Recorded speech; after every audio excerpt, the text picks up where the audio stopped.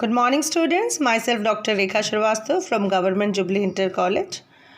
और आज का टॉपिक जो हमें पढ़ना है वो है पुनरुद्ध भवन, जिसे पुनर्जनन या रीजनरेशन या रीजेनेसिस भी कहते हैं।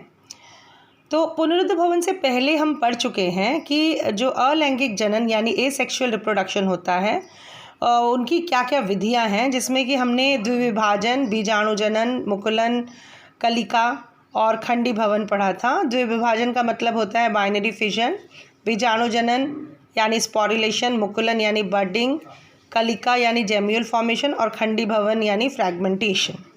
और आज का जो टॉपिक है वो है पुनरुद्ध भवन।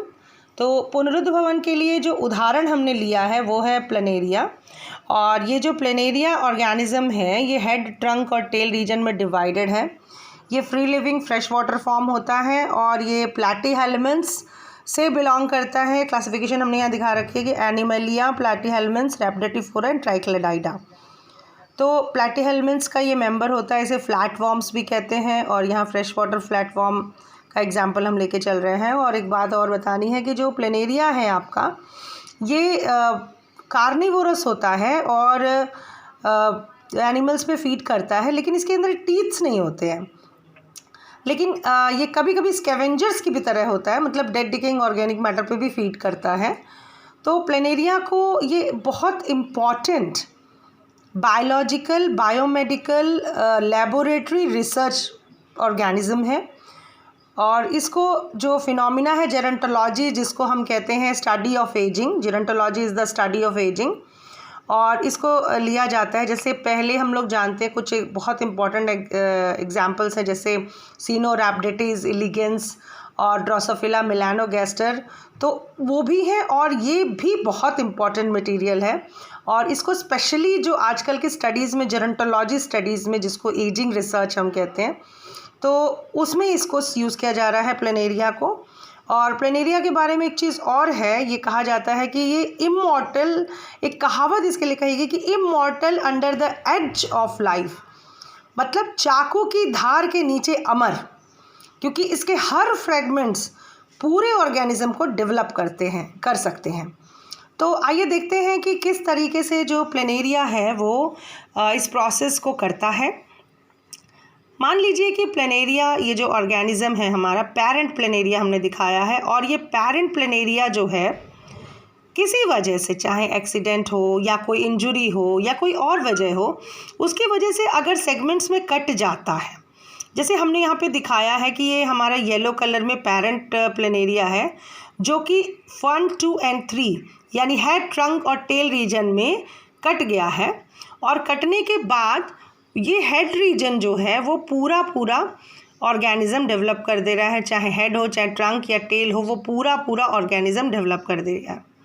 तो हमने यहाँ येलो कलर से ये दिखाया है कि जो पेरेंट के जो पार्ट्स हैं, यहाँ हेड में, यहाँ ट्रंक में, यहाँ टेल में, ये पूरा ऑर्गेनिज्म डेवलप कर लेते हैं। कैसे पूरा डेवलप कर लेते हैं? क्योंकि जो वुंड पार्ट्स होते हैं, वुंड यहाँ पे हमने दिखाया कि जो वुंड साइट है, ये जो वुंड साइट है, इस वुंड साइट पे कुछ स्पेशल सेल्स होते हैं, जिसको हम प्लूरिपोटेंट सेल्स कहते हैं, जैसे नियोब्लास्ट सेल, प्लूरिपोटेंट स्टेम सेल्स होते हैं, नियोब्लास्ट सेल्स होते हैं, जो कि माइटोटिकली डिवाइड करके पूरा ऑर्गेनिज्म डेवलप कर देते हैं।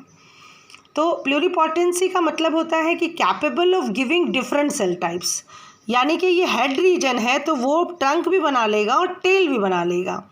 तो it is having the capability of giving different cell types.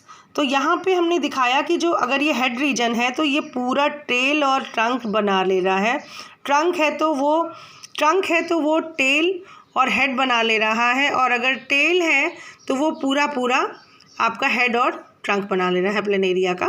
तो हम दिखाएंगे कि ये जो हम पूरे स्ट्रक्चर को देखें अगर, तो ये पेरेंट प्लेनेरिया, और पेरेंट प्लेनेरिया से ये कट पीसेस के थ्रू, रीजनरेशन प्रोसेस के थ्रू रीजनरेटेड प्लेनेरियंस बन जाते हैं, जो कि हूबहू आपके पेरेंट प्लेनेरिया की तरह होते हैं।